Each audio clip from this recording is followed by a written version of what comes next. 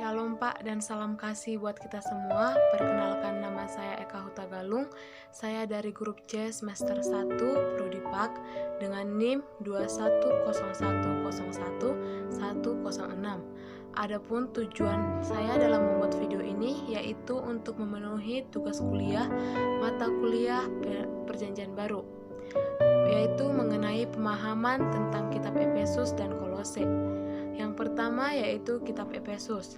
Jemaat Efesus adalah jemaat yang didirikan secara tidak langsung oleh Paulus dalam PL yang ketiga.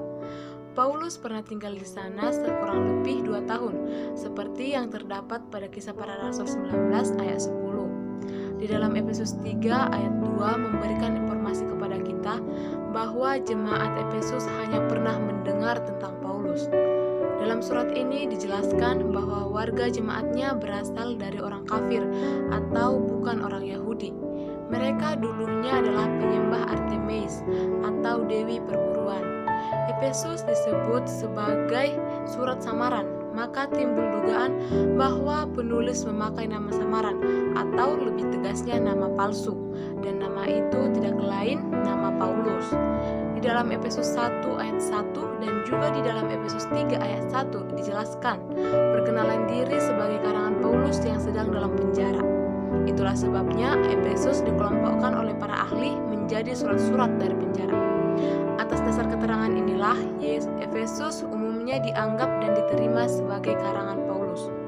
Adapun pokok-pokok yang dibicarakan dalam surat Efesus antara lain, yang pertama ajaran tentang pembenaran manusia berdosa yang tertulis dalam Efesus 2 ayat 1-10. Yang kedua, ajaran tentang gereja yang tertulis di dalam Efesus 2 ayat 19-20. Yang ketiga, ajaran tentang Kristus yang tertulis dalam Efesus 5 ayat 22-23.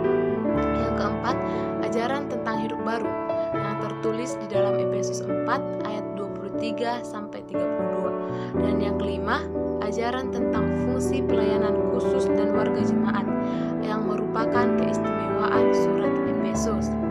Ada beberapa nats penting dalam surat Efesus, yaitu yang pertama Efesus 2 ayat 14 berisi Allah meruntuhkan tembok pemisah. Yang kedua Efesus 2 ayat 19 yaitu bukan lagi orang asing tetapi menjadi rekan Allah. Yang ketiga Efesus 4 ayat 12 pelayanan khusus memperlengkapi jemaat dalam pembangunan tubuh Kristus. Dan yang keempat Efesus 6 ayat 10-12 berisi perlengkapan rohani.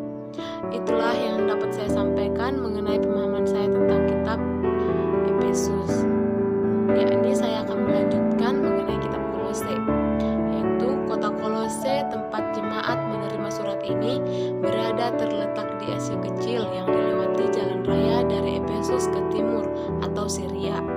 Jemaat Kolose kebanyakan atau seluruhnya berasal dari kafir, tetapi orang Yahudi juga banyak terdapat di daerah ini.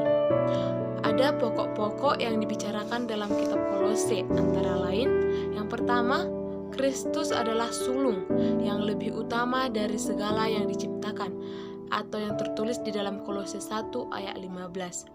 Di dalam Dia berdiam secara jasmaniah seluruh kepenuhan Kristus atau ajaran dogmatis. Yang kedua, siapa yang hidup di dalam Kristus pada waktu dibaptis telah dikuburkan bersama Dia dan telah dibangkitkan bersama dengan Dia, yang tertulis di dalam Kolose 2 ayat 12. Surat ini merupakan salah satu surat yang dikirim dari penjara.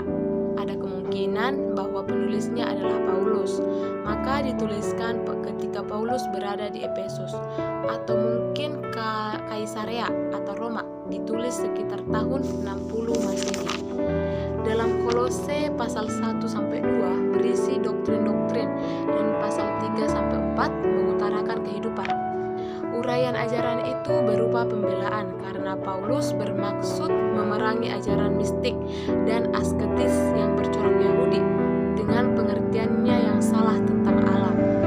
Kesimpulan dari ciri khas kitab ini yaitu berusaha menerangi ajaran sesat yang berada di Kolose dengan mempertahankan Kristus, karya Kristus atau Kristologi. Ada penting dalam surat Kolose ini, yaitu yang pertama, Kolose 2 ayat 6-10 berisi ilmu pengetahuan tidak boleh didewakan. Yang kedua,